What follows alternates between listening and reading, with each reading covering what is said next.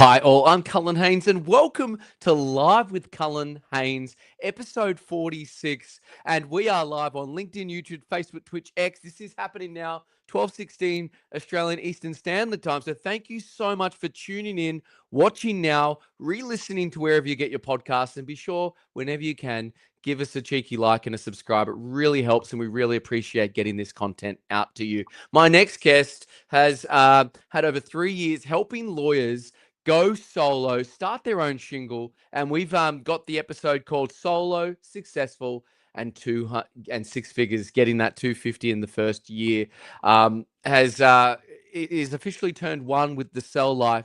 So we're going to be talking all things he's been able to achieve for his members and the lawyers he does help. So could you please make very welcome the one, the only, Mr. Jason Loft. How are you there, sir? Thank you for joining the show. Very good, Alan. Thank you. I'm excited, a little nervous, I got to say. Even Courtney, my wife, said at the start, she said, "You're a lawyer. Why would you do something live where you can get yourself in trouble?" I said, "I trust Cullen. He's not going to get me in trouble." Definitely not going to do our best not to, mon ami. We're going to avoid the censors and we're going to make it a nice, wholesome experience because it is very exciting when a lawyer decides to start their own shingle. So I'd love to give you the floor, intro yourself and say, what is it actually that you do at the Cell Life, my friend? So what we have is CEL stands for Self-Employed Lawyers League. It's also selling has been the one thing that's been a consistent in my life since I was 12. So I got pretty good at it. And when I came into law, I realized most lawyers aren't. And I also realized a lot of lawyers feel trapped a little bit. And so CEL and the Self-Employed Lawyers League was Courtney and my, I guess, the genesis of it was we wanted to give people a proven pathway, because there's a proven pathway to partnership. You know the titles you need to achieve, the time to do it, what you need to do to get there.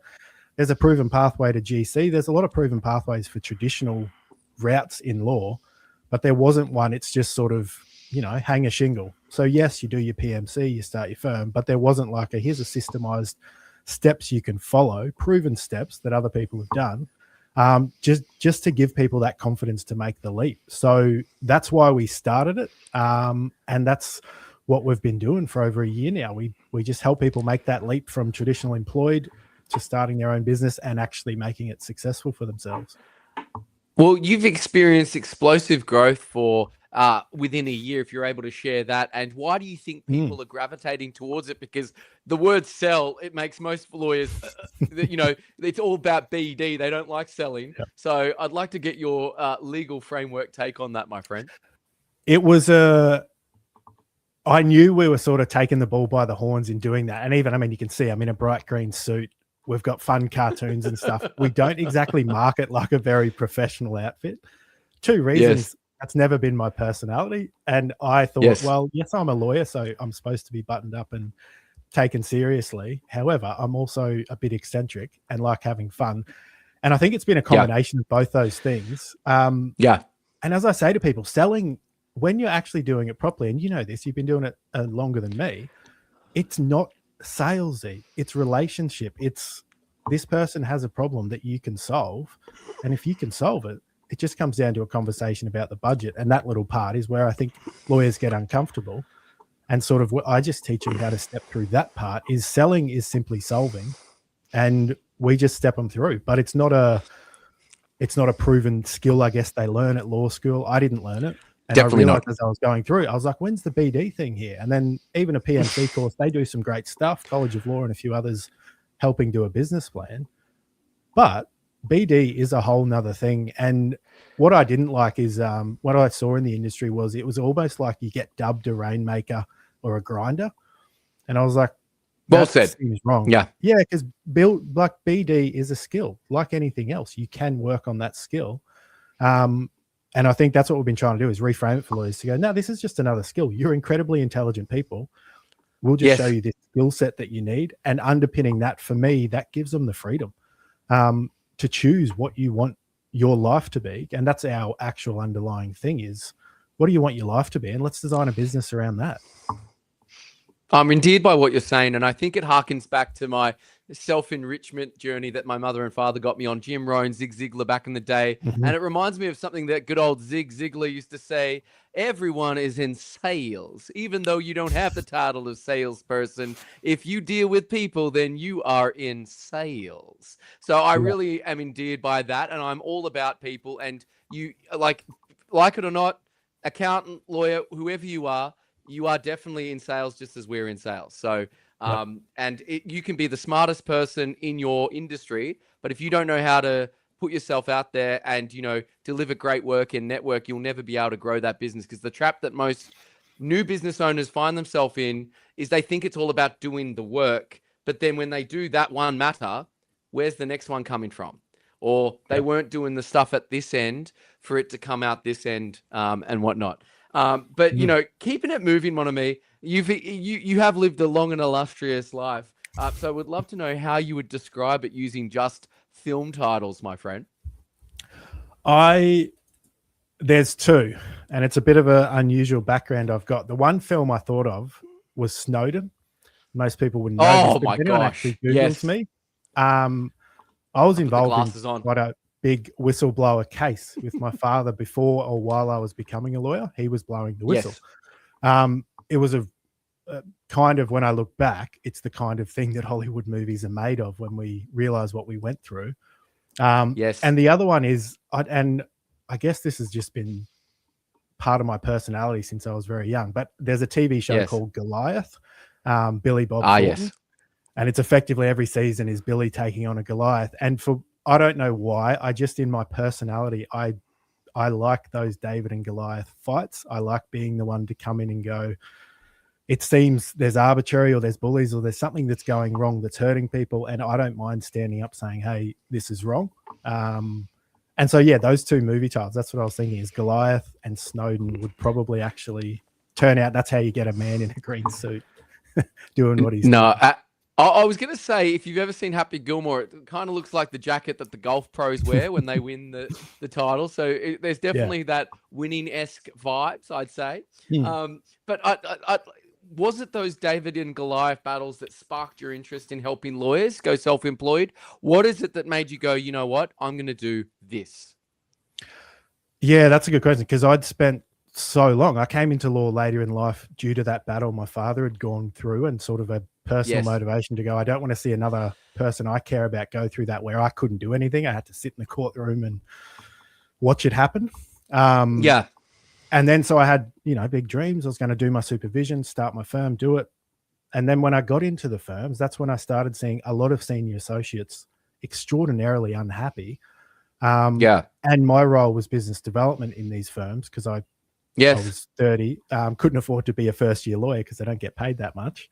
So I was doing the business development, and I was sort of asking the senior associates, like, man, you guys are doing all the heavy lifting here in the special counsels. How come you guys don't do your own business?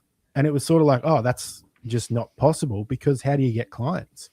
I was like, oh, I find that easy. And so it was through that. And then I was actually approached by a big organization in the UK called Taylor Rose. They do consultant solicitor over there, which is a different model, but effectively a senior lawyer receives 70% of what they bill. They were coming to Australia wanting to scale quickly. So I was brought in to help do that. And that's what I did for about 18 months, interviewed for about 1,200 to 1,400 lawyers in that time, all senior lawyers considering this. So that's when I realized, whoa, this isn't a small need in the market. There is a lot of people wanting to do this. And I thought, I'm uniquely positioned. Like, who else has interviewed 1,200 people in 18 months who's heard the full spectrum of what it's actually like in these firms, and then uniquely has the skill set of sales and a bit of coaching style to teach them that skill. So it was Courtney's idea. She said, like, why don't we set up a platform? You can make the videos. You love doing that. You can give them the support when they need it, and you can make the playbooks, the scripts, how to do the sales, how to do the outreach, and just build a community around that for lawyers. And that's, I guess, the obsession. That's where it came from. And underpinning it is, I hate seeing people who they feel like they need permission from someone else to live their fullest life. And I was so surprised to see lawyers anyone outside the industry, there's sort of three things. Lawyers and doctors, you assume they're professionals, like they're the top of the food chain in a lot of regards. And Yes. then I'm talking to lawyers who have, in my regard, I see their job title and I go, far out. Like, looking from the outside in, you are, but the stories they're sharing with me of how unhappy they actually are, I was like, far out. And all I felt I was doing was just giving them permission to say, hey, you deserve more. And I know you don't believe you can do it, but here is actually a proven evidence, a precedent, I tell them, of how to do this for yourself. And you can see it almost in their face. It unlocks something. And it's just that little permission aspect. And so that's what got me, I guess, obsessed with it, is how can I do this for more people at as big a scale as possible, so people don't feel trapped? Because if people at the top of the food chain in terms of law feel trapped, I go, that's not a society I want to be part of, because they, of all people, should feel free to do what they want to do. No, definitely. And like, what made you want to start it with Courtney, your wife? Like, it's quite bold. They say never start friends with family and friends, right? We're, again, a unique couple in that we're from a small town. We met fairly young. I was running my own cafe. It's been long enough now. We've been together 14 years. She handed in a resume, and 6 months later we were together, and less than 9 months after that we were engaged. Less than 9 months after that we were married, and 12 months later we had our son. So all in a small space of time, quite young. And so we were running that business together, and we've run all our other businesses together, and we've never had an issue with it. And I do understand it's not for everyone, but all my success in business, or the roles I've had, has been Courtney in the background. We, as a family, we've also got a son who's 11, but he's nonverbal autism. So there's a lot of extra needs there that Courtney does have to sort of be full time. But in terms of having someone who knows me, like inside and out, honestly, better than I know myself, and someone I can just talk to with anything we're doing in the business, and she just gives the clearest possible advice, it's been a bit of a superpower. And the whole genesis of this was her simply asking the question, hey, you're interviewing so many people and they all say the same thing. Can you teach us how to do BD? Don't you always say a business comes from see a need, fill a need, and no one else is filling this need, so why don't we do that? So that's when she started putting it all together in the background. So then when I was ready last year to step away from the role, a couple of months later, we were ready to launch. And that's, to go back to the earlier question, that's why there was so much growth, is there was such a strong foundation, and we knew we already had market demand for what we were about to start selling. No, it's incredible. I think it was Dick Van Dyke who said, you can only get successful with a great partner and support behind you. And it sounds like you got the winning combination there, to have that help with you. Now, I will shout out, we're a quarter of the way through the stream. If you've got any interesting doozies, comments, queries, or concerns, put them in the comments. We are live on LinkedIn, YouTube, Facebook, Twitch, X, and Instagram Live. We'd love to hear what you've got to say. Now, what does the journey to a lawyer's first $250,000 in revenue, ideally in the first year, look like practically for you, Lofty? For me, and it's typical lawyer answer, it depends on what sort of clients they're going for. But honestly, the average is, you can expect an average client value of, across most areas of law, 3,000 to 5,000. If we assume that, I go, that means you'd have to get, what I do is just reverse engineer it straight away. If 5,000 is the average, that means we need 60 matters. Do people come back for your business in recurring form, or is this the type of business that's one and done? And so that's where I start with anyone. I literally say, if 200 is our goal, and for most people, 200 to 250 is what they're looking to earn, because it's sort of what they were earning as an employed, if they can do that. So I just reverse it back. I go, okay, if we need 20 clients at an average of 10 grand each, okay, let's look at your referral network. Who's in there? And I always just come back to, it's not the 200, it's the first one. All we need is that first client, because once you have one client, you're building a sales team if you do it correctly. Yeah.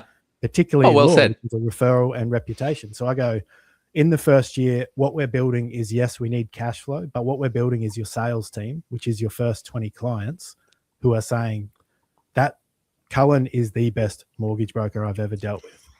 And that's what I'm looking to build. Thank you. If you build that foundation in the first year, and that's what for the lawyer. So Lofty, the lawyer, is the best whistleblower lawyer. If every first 20 people start saying that, your marketing, I'm not saying it's done. You know this, you got to keep reinventing, keep doing things. But strong foundation for a self-employed person who honestly doesn't have time to do as much BD and as much marketing as me and you do. But Yes. if they build that strong foundation, that's where they do it. So that for us, we call it the Reputaire score, bit of a fun Latin term, but it's based I love that. Yeah, yes. To judge. And that's where I go. If ultimately, that's where we start from. Your first 200K will come from your existing reputation or Reputaire. And if you've been a good lawyer and if you're at the senior, there will be clients and referral partners who want to find out where you are, and they will start sending you work. And so, yeah, that's our foundation, and it's a big part of the book we wrote for people is Reputaire. So you don't overthink it. We'll show you the science and the steps and the messages and the scripts you need to send to people to build up the leads and stuff. But ultimately, get that first client, knock it out of the park, more work will start to flow. No, and I'm picking up what you're putting down. And in terms of our own business and my own experience, that repeat business is so important. In the mortgage industry, most people either buy or refinance their home 7 times. Now, most businesses, banks and brokers are churn and burn. They're just in it for the first client and then set and forget. If only people realize that if you give good value at the front and you keep on looking after the client, you could potentially, you're not going to get all 7 transactions, but you'll be in a far better position than anyone else, right? And the other thing, getting into the Latin, I think I remember from school, Timeo Ditneos et dona ferentes, which is, I fear the Greeks even when they bring gifts. If this sounds too good to be true, because I'm sure you've had people come up to you and say, oh, that's impossible to make 200,000 or 250 in the first year.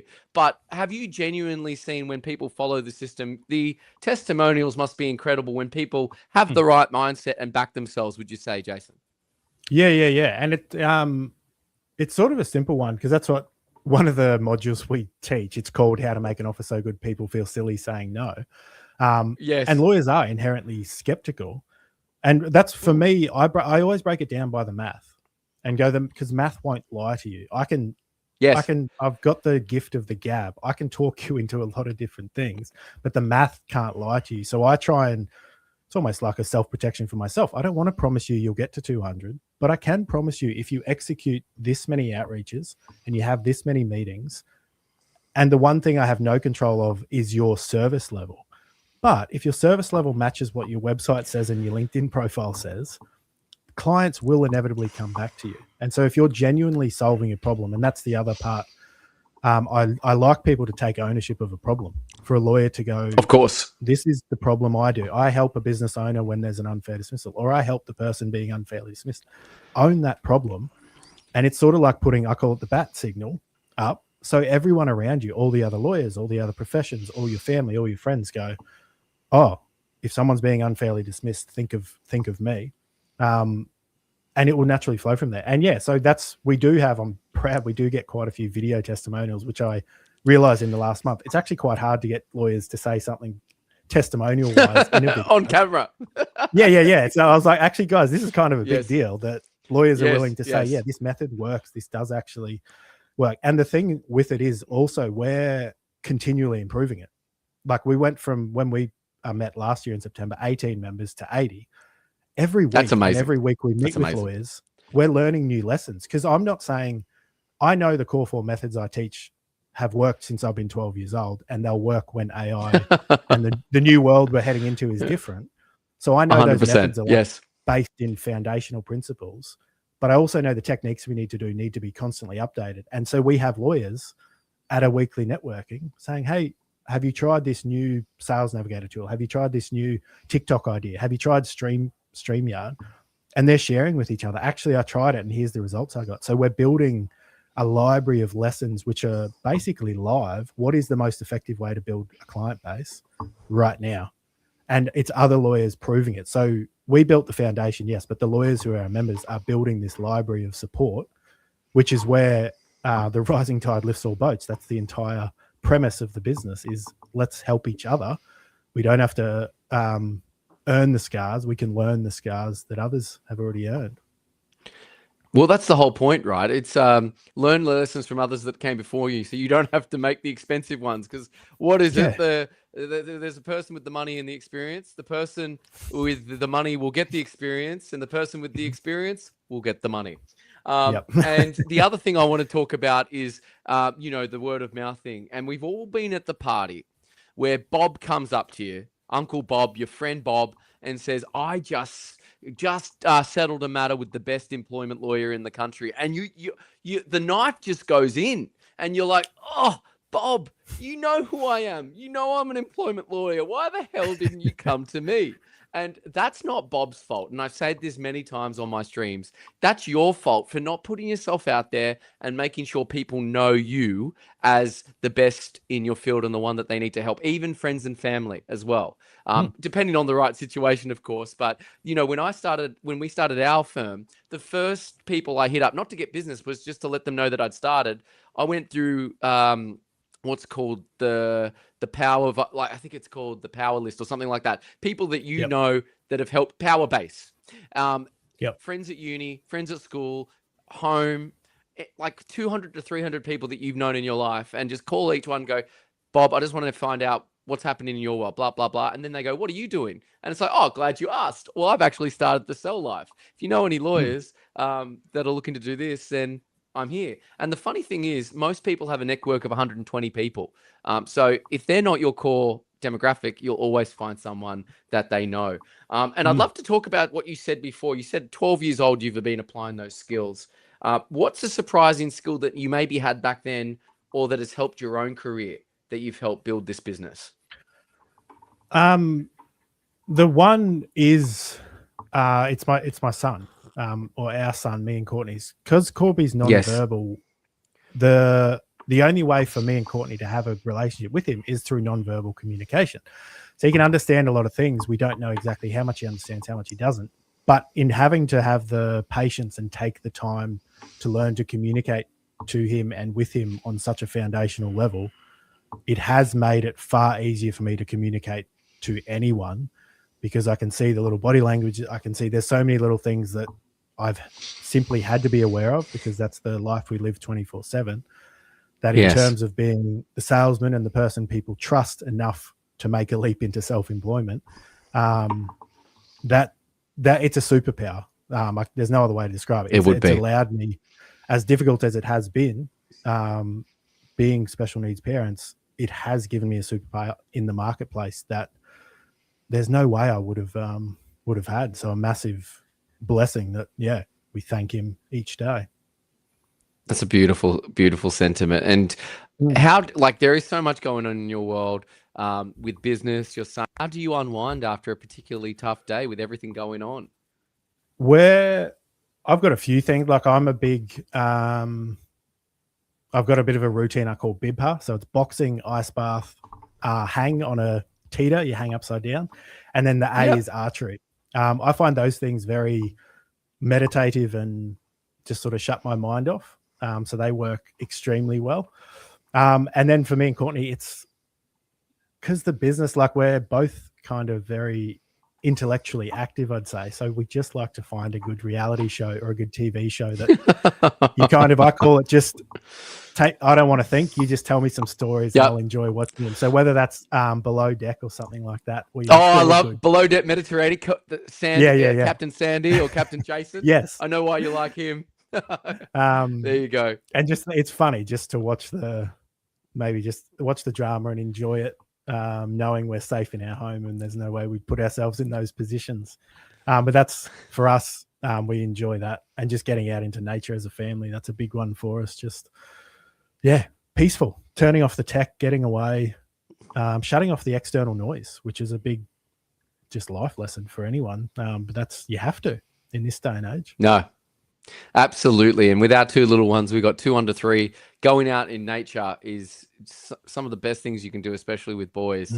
It says something, especially when it's not raining, rather than go to a play center, just getting out to nature. You just all feel connected. So I highly recommend what you're putting down there as well there, Mr. Loft. Now, switching gears a little bit, is there any passion projects you're working on, and where do you see the self-employed law world in the next 10 years as well? There is. It's funny. We're about to launch it next month, because we've been meeting, since we started this, but also my time before then, meeting with so many lawyers who particularly have pursued this consultant solicitor pathway. One of the projects we're working on is a lot of firms are transitioning to offer some form of this. Yes. And they're all very good at marketing, is what we've learned, because we're also in the UK where this model is extremely popular. So we've created something called the Cell Life Independence Index. And what we're doing is actually collecting data from people inside. So self-employed lawyers who are operating in this revenue share type model. What's it actually like to be a lawyer inside these firms? Because what we want to provide is we want to give people honest advice is, should you start your own firm or should you go this particular way, doing it through someone else's? And if we're going to introduce them to a firm, we want to know that firm is actually promoting their independence, encouraging their freedom. It's not just a slogan on the website. So it's both a passion, but obviously has business underpinning for us.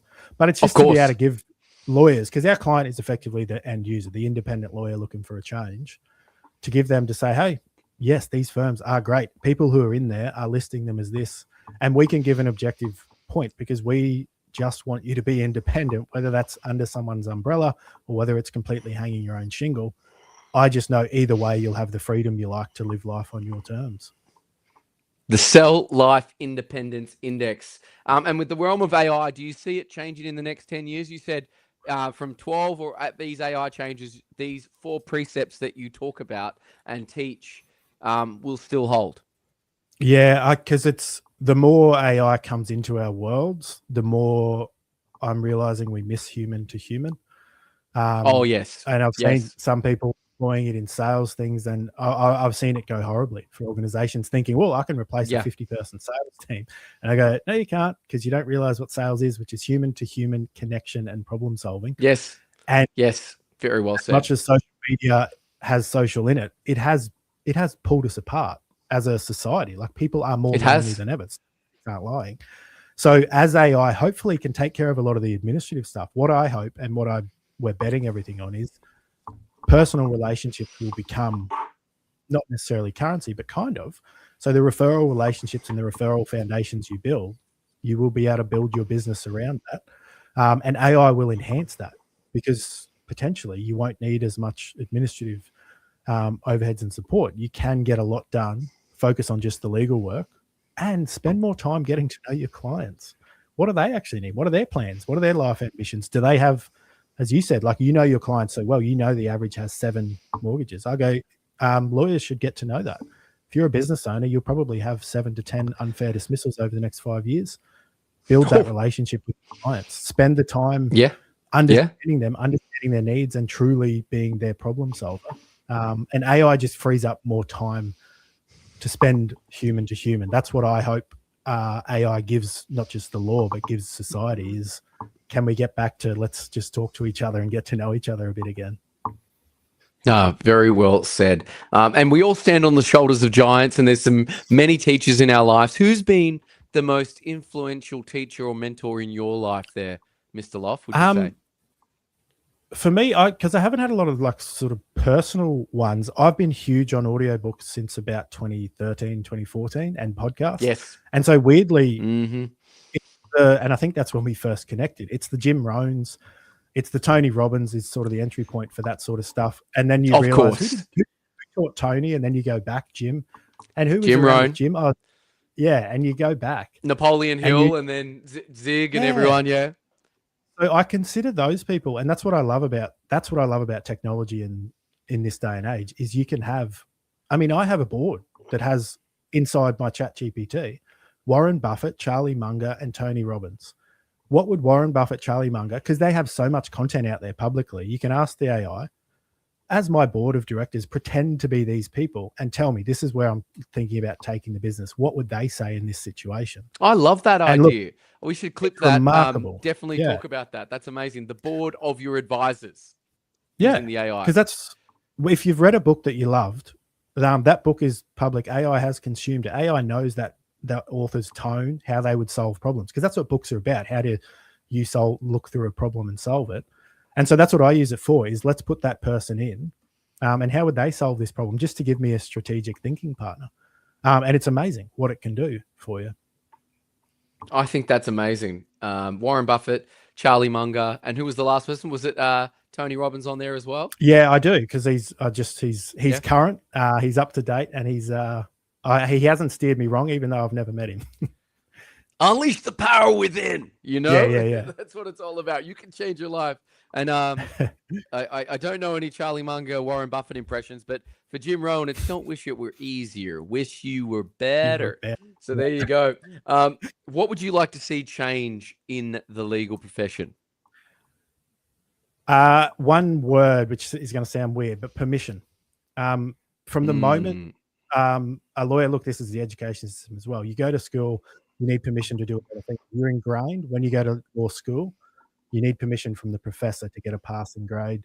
Then you get into law clerking. You need permission to write a subject line of an email, let alone do anything. You need permission to be enrolled to get onto the admission of lawyers. It's permission. And you get effectively a situation which is learned helplessness, where lawyers at the top of their game feel like they need permission to have their best life. And so that's kind of underpinning what we're doing is, as I tell anyone, look, we've just met, but I'm going to just verbally, so you've heard it from someone, tell you you've got permission to live the life you want. And I can see it in some people. They've never had someone say that to them. And so as an industry, I think we need to get it sort of in a way. There is situations where we need permission to submit documents, do things, but of course, let that restrict the actual individual person, because that does make them feel like they're trapped, and they shouldn't. And so that, for me, if people can realize there aren't as many gatekeepers anymore, you don't need permission to live life on your terms. Self-employment to me is one of the best ways to achieve that, as difficult as it is. And so, if the industry can start people realizing, when they do and when they don't need permission, that to me would be an exciting industry. Incredible stuff. And would that be the same message you'd give for young lawyers? Is there another lesson you'd like to impart for young lawyers starting their career that are maybe thinking about going out on their own one day? Yeah, we're working on a book as we speak, because there is a concern. A lot of the graduate jobs are unfortunately getting less and less because AI is doing a lot of the research, the prep, the drafting that ordinarily would have gone to the first years or the law clerks. Yes. For me, it's about, again, relationships. Because AI is going to help you become a better lawyer quicker, in my opinion, because you've got this incredible intelligence that you can rely on for research and that sort of thing.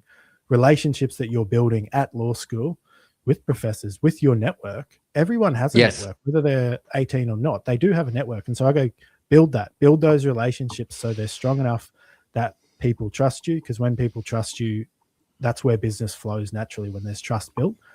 So, and you can start building that from day dot, from law school onwards. We're big on just building the relationships. The technical skills will come. You're smart enough and you've learnt to grind through the studies as hard as they can be. So you will learn the skills just because you've got that far.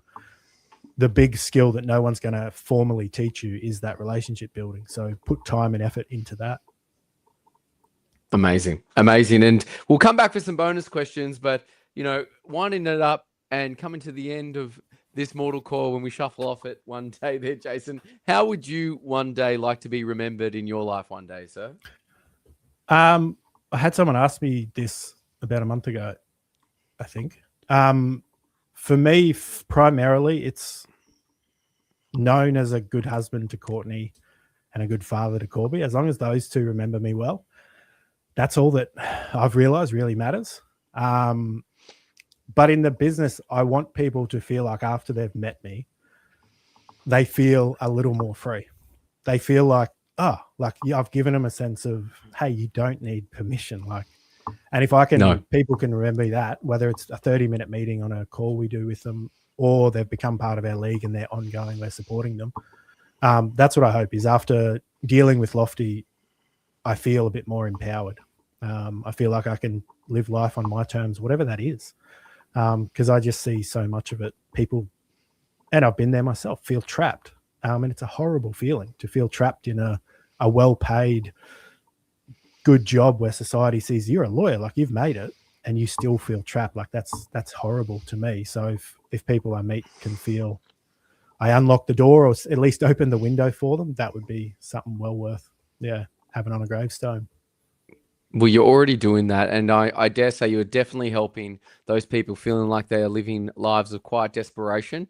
You're giving them that freedom, and it's an amazing that you're a family man, and you feel like the most important relationships are the one with your wife and your son. I think that's so incredibly special there, Jason, and many lessons we can garner. Where can people reach you? Where are you hanging out the most? If people are tuning in, they want to learn more, where would you direct them to, my friend? I'm weirdly only on LinkedIn. So if people want to find me, LinkedIn. You are and literally solo channel. You are going. Yeah, LinkedIn yeah. all the We way, baby. took a bit of Hormozy's advice. Have you maxed out the one channel and reached its full potential yet before you try and become good at all of them? So LinkedIn, we do have a ton of content on YouTube because I do run a podcast interviewing people and stuff. But honestly, LinkedIn is the best way. Otherwise, thecell.life, you'll be able to find us and see all the ways we help support independence. Thecell.life. Put that in there. Get on that. And thank you so much for being part of the Live with Cullen Haynes show there, Mr. Lofty. We'll bring you back for some bonus questions, but it's been amazing. My pleasure. Thank you, sir. And be sure to check out the Cell Life as well, everyone. See you later there, Jason. We'll bring you back soon. And if you are a legend and you want to be on the Live with Cullen Haynes show, you're doing something amazing for lawyers, accountants, or otherwise, please let me know. I think we're booked up until December, but we might get you in 2027. Thank you so much again for tuning into the show, supporting us here at Legal and Accounting Home Loans. We really, really appreciate it. And hope you have a salubrious and wonderful Wednesday, everyone. All the best. Make it count and take care. Bringing you back, Mr. Loft, how would you explain your role to my son, Benji, who's 3 years old, to make it as easy as possible to understand what it is that you do? I love that question. Benji, I help, if your mother or father is a lawyer, I help them make sure they can spend more time with you. Simple as that. Because that's ultimately, there's a million different reasons you can become self-employed. Financial is rarely one of them. And I've spoken with 1,800 lawyers. Barely any of them are financial. Yes, that's a perk, but usually it's not. And what I've boiled it down to in my mind is the ability to control how you invest your next 24 hours. It's a Stoic philosophy, but that's the only thing we actually have. And I mean, breaking it down, we only have the next hour. We don't know what comes. But the next 24 hours, that's the non-renewable resource. How would you like to spend it? And if your son's sick or your daughter's sick or your partner's sick and you want to be there for those appointments, or you simply just want to take time because everyone's been a bit stressed, let's just get together as a family. The only way you can do that is if you run the business and set your calendar. And the way to do that, the best way, there's still times where it won't happen, but the best way to do that is through self-employment. So for the 6-year-olds, that is it. Your mummy and daddy will have more time for them. And you know this, that time is fleeting. It goes very quickly. It goes so quick. I've blinked and I've already got 2, and one of them's 3. One of them's about to turn 2 next. It just goes so quickly. I highly agree. And we all do this. Yeah, making money is important, but it's not. You're not good. Like to your point before, you don't want people to say he made lots of money, he had a nice house, he drove a fast car. It's the impact that you make to those around you and those that you serve as well. So very wise words indeed there, Mr. Loft. And I'm endeared by your Stoic philosophy as well. How would your wife describe, how would Courtney describe working with you? Do you know the movie Up? Where they, oh my goodness, do I know Up? It's amazing. Yeah, I know. You got 3-year-old.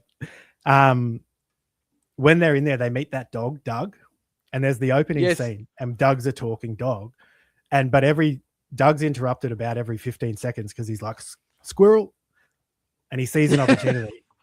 The only reason Sal is so hyper focused and on one thing is because I call it the entrepreneur's curse. Once you see opportunity, you can't stop seeing it. However, to pursue one mission, one business properly, you need to hyper focus. And I don't have the switch in my brain that stops seeing opportunity. So I constantly come out of the office, come off researching something and say, Courtney, I got the next $1 million idea. Yeah. And so she simply, like the old man, has to be like, ask me these 3 questions. Wasn't the mission this? Didn't we want to achieve this first? And then this. Does that new shiny object help us achieve that? And so She is, I think she'd describe it as sometimes exhausting, but I'm sure also exhilarating because there's plenty of ideas floating around in the office and in our house. Yeah. No, well, continuing with that dog analogy, I think it's an old Chinese parable of the dog that chases two rabbits catches none. So I think you just have to focus on the one and be hyper. I was telling my business partner, Andrew, funnily enough, said the same thing to me yesterday. We both have different strengths, and I'm like you. I'm like, we're going to do this, this, this. And he's like, we're going to do this. And I think you play to those strengths and make sure you have those kind of people around you to support you. And shout out to Courtney, your wife, as well. Give her a plug on the show. Now, last question. I love this question. I call it the Back to the Future DeLorean question. The reason why is if you could go back to a younger version of Mr. Jason Lofty Loft and give yourself advice at any age, what age would you go back and speak to you, and what would the specific advice be?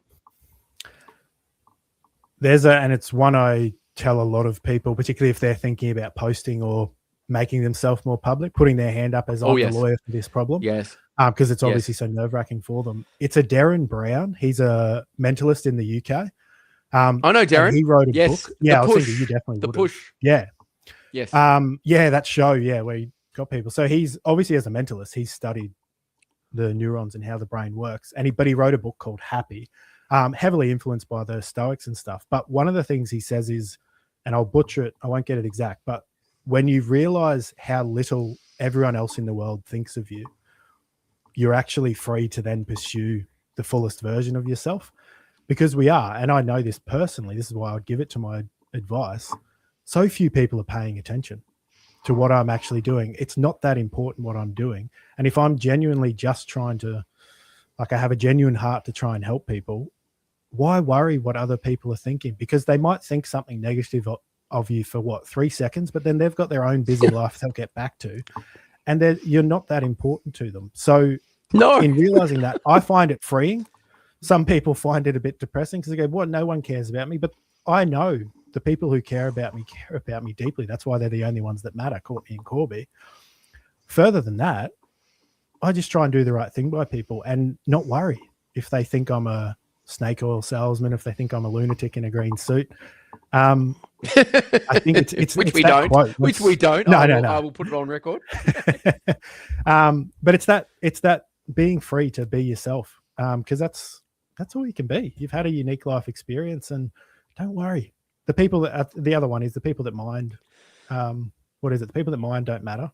The people that matter don't mind, because they know you're trying to do the right thing. So focus on that. That's my big one to myself, and it's something I have to focus on every day as well. It's not just my younger self. I just wish I'd learned it earlier.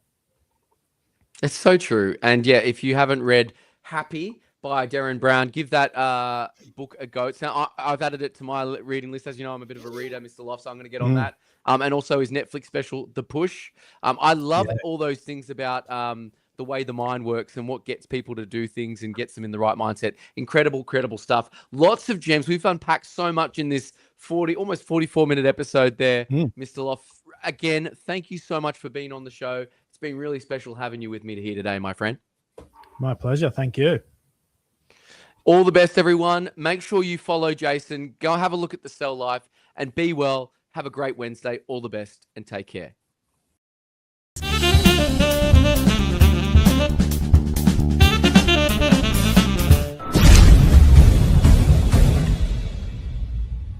Hey there, Cullen Haynes here, Australia's leading broker for lawyers on LinkedIn, and here's why I want to talk to you today about my new book, The Laws of LinkedIn, 23 ways to find your tribe, build your following, and make 7 figures on LinkedIn. When I started this journey 7 years ago, when we built, myself and Andrew, my business partner, we built legal home loans from the ground up, the pain point for us was we were at a standing start.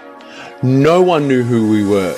We had no money, we had no contacts, and basically we had to find a way to make our voice heard, talk to our tribe, the legal community, and build trust. And the only thing we had at our disposal was LinkedIn, which was and still is free. There's over 1 billion people on LinkedIn, and I wish when I started, I had this book with me to guide me, because I basically distilled my 23 top leading hacks that we use to build our business to a 7+ figure. And I really want to get it out there and share it with you. So if you're back